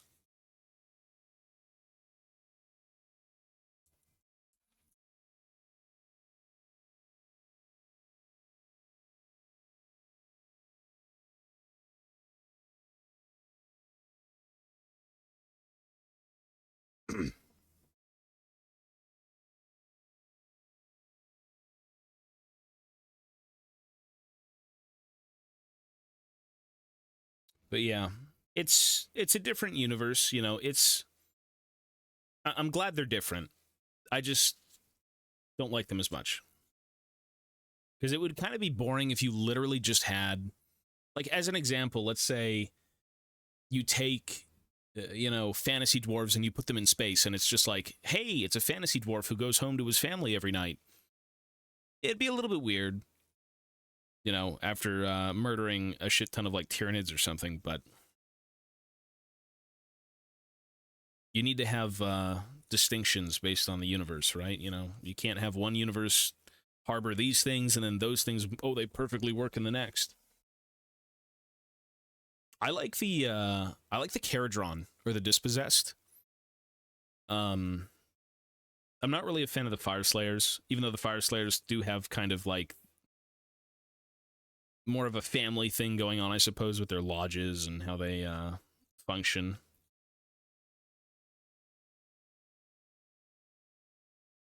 The Caradron are just kind of cool. They're just really cool.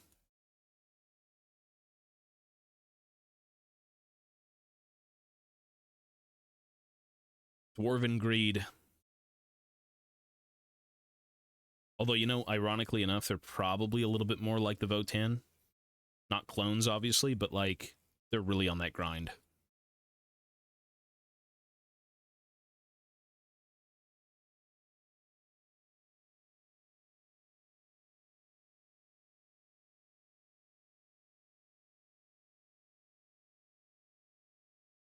You could never make... Well, so if you wanted to make real dwarves in 40K, I mean, that's just a whole new race of being. I don't think they'd look like this, because this is just, in essence, a squatted human, right? But then when you read into fantasy stuff, they really do have their own way of life. Their genetics are different. Everything about them. This is like a complete alien race, despite it kind of resembling humans. Like, they are very different. Very, very different.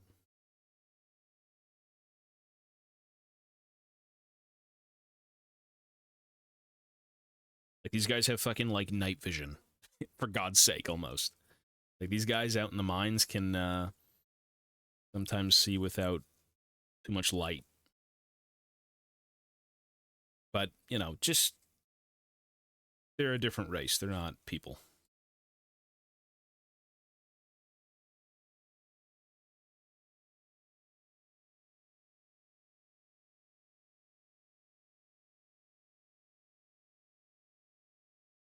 Dwarves and airships, not really. I think they kind of go hand in hand. Dwarves are always kind of praised for their ingenuity, right? Like, these guys can kind of figure things out pretty well and then hone in on it and make it perfect. Might take a while, but they're just master inventors, right? Like, creating things far from tradition is not common, but when they pop off, they pop off. Like, these guys, they've made... I mean, for God's sake, there's a dwarf in lore who's made, like, a red dot sight. Like, a red dot dwarven sniper rifle, right? Like, you've got airships, you got miniguns, you got rotating, like, you know, pistols and everything. It's just crazy. It's madness. Airships with bolt throwers. Airships that drop bombs. You've had like a dwarven submersible, right? Like a little submarine. And this is all the while orcs are playing in their poo, right? Like, flinging boogers at each other. These guys are fucking prying the depths with their inventions. So, there is nothing they can't really do, given time.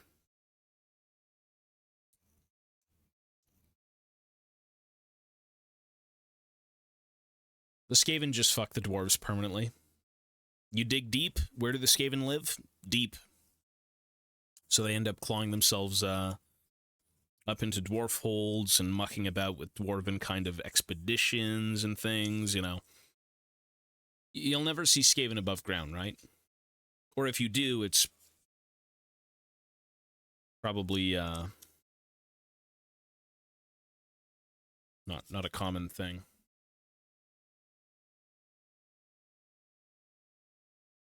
In the end times, there was a lot of Skaven above ground, but they're more of a stick to the shadows, hide out, like, just doing their own little thing. The ever-plotting Under Empire. Same thing with well, not greenskins, but the rivalry with dwarves and greenskins also just stems from them fucking the dwarves repeatedly. So, that's usually what it is. With the elves, it was betrayal. Although kind of a ruse of a betrayal.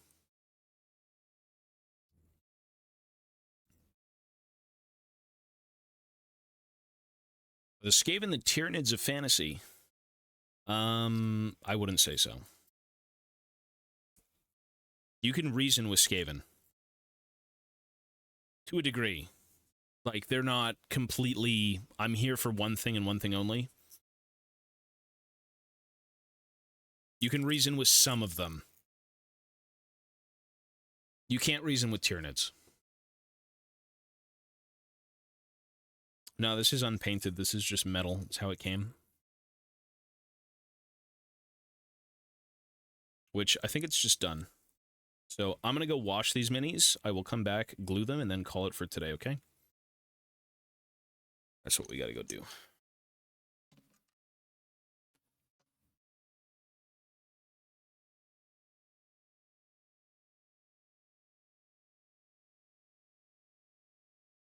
Let me put this away.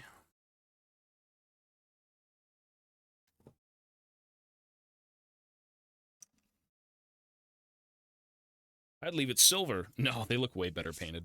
I'm going to be leaving these silver for a bit.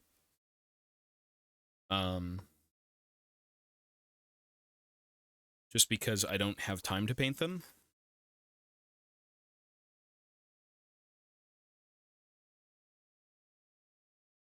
Okay. I will be right back. I just gotta go wash some stuff. Give me 2 or 3 minutes.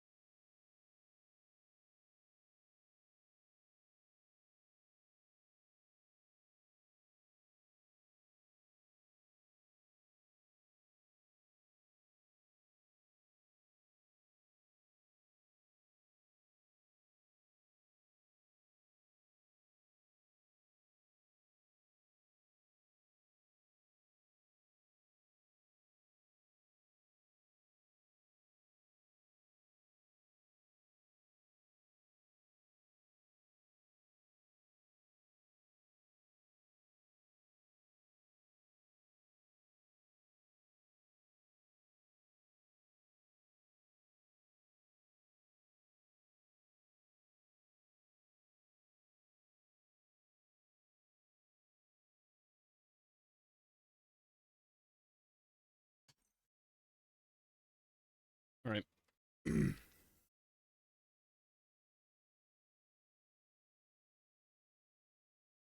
Fire Slayers are kind of cool.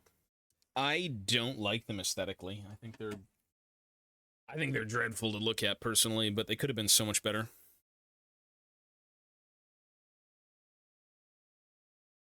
They could have been awesome visually. And they did kind of get great when they did the Warcry warband of like the Drake handlers, the Magma Drake, or what are they called? Magma Droths.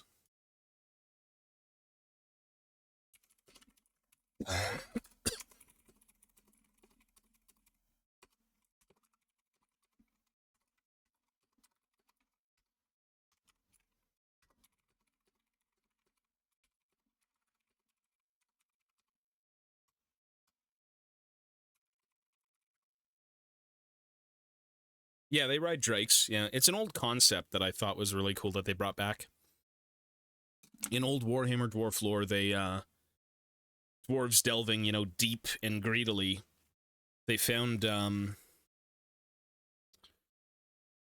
thing called a shard drake, which was this giant like serpentine, wingless, very agile thing that was covered in spines, and they wanted to use it in battle. So what they would do is they would create runic collars that would kind of keep the beast at bay, and they'd shackle them, and then kind of goad them into battle. So that's, in a way, kind of like a take on that. That's a really cool bit. Not something typical of a dwarf, to be honest. Dwarves don't like animals. They're very unreliable. And dwarves like reliability. That's very much their way. That's why things take 1,000,000 trillion years to be approved for any sort of, like, field use.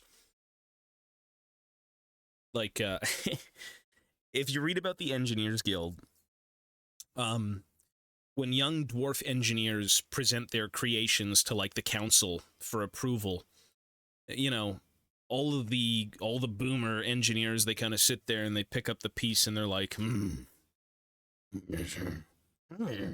they grumble and they sit there and then they start fidgeting with it, and they sometimes purposefully break it. They're like, what is this piece of shit?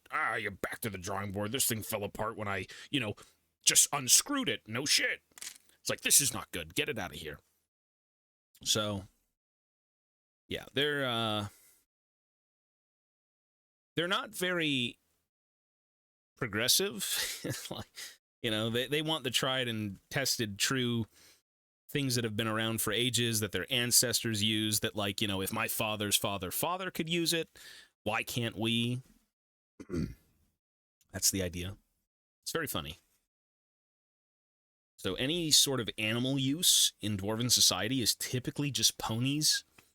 Very subdued, like, little ponies that can pull around, like, cannons or carriages, stuff like that. That's their job. That's all they do.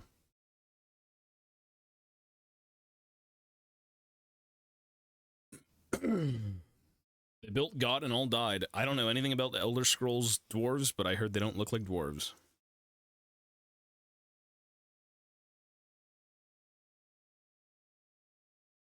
Oh, there's a ton of books. It's the wiki, it's the books, it's everywhere.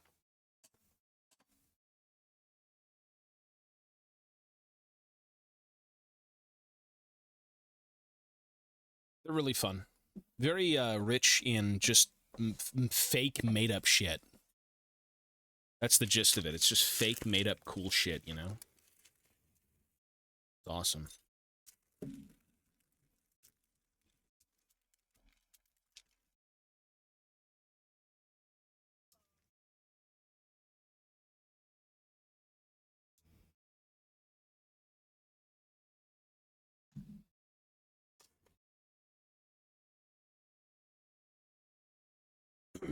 Excuse me. You know what? I don't need this toothpick. This one.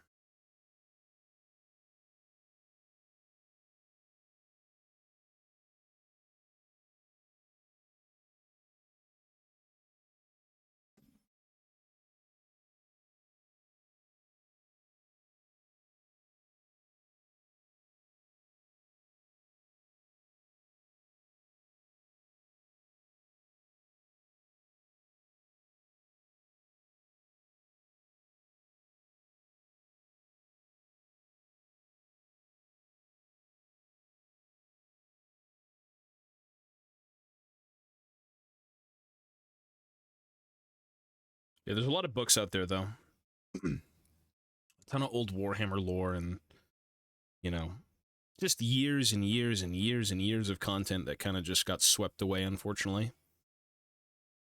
But you can still read about it. You just got to go find it. And it's fucking awesome.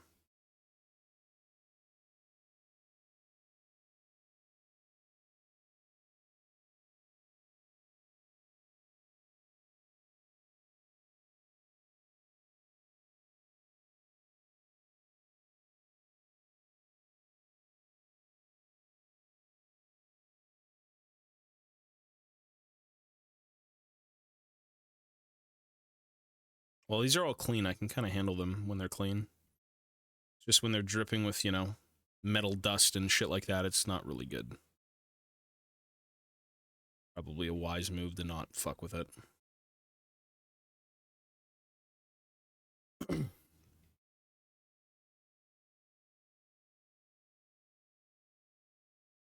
think gravity can take this one.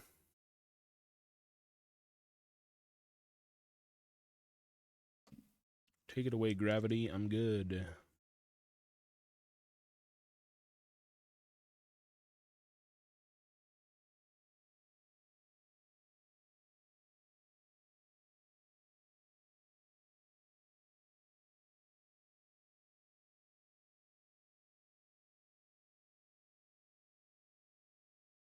Take it away, gravity.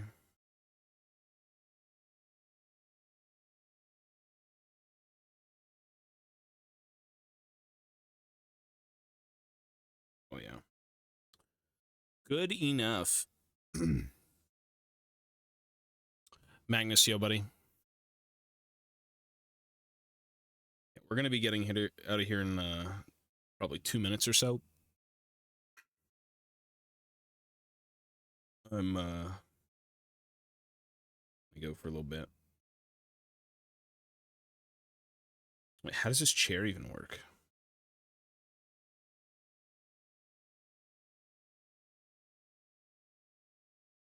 Bugman's Bar model. He's like, the chair's up like this. Yeah, cool. It's funny.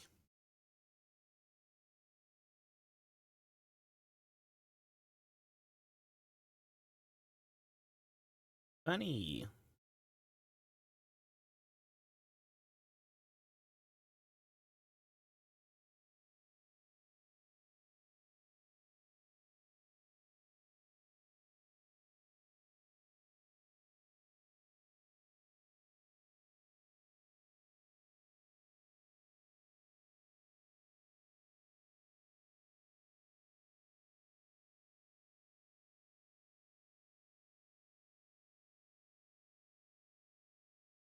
Rose handling the chair with one hand.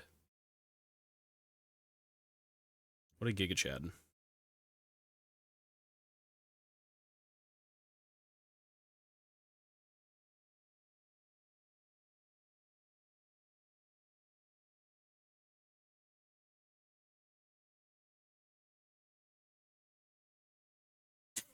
What is that?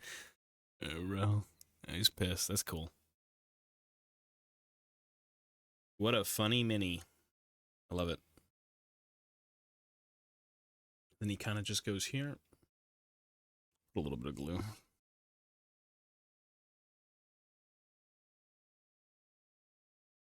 The beauty of super glue, if you ever want to go back and paint things and you just want to kind of pull them apart, is super glue is not permanent. Plastic glue is kind of permanent. This will just crack apart, no problems, no issues.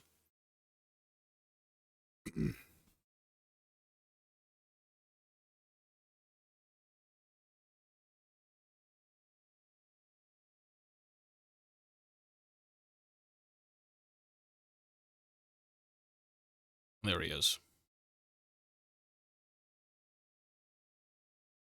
I will, just not right now.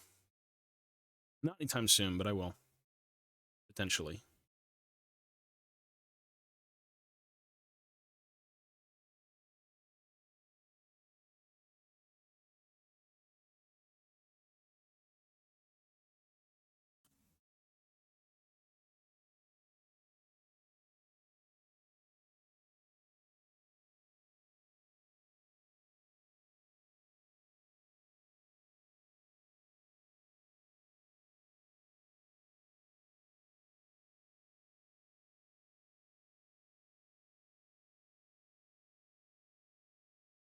I've already beat Dead Space. That was yesterday. No, it's not. You know what you do? You put them in the freezer. You put them in the freezer, they all crack. Or you just put acetone on them, and the super glue just, like, melts. And it just comes off. Very, very easy.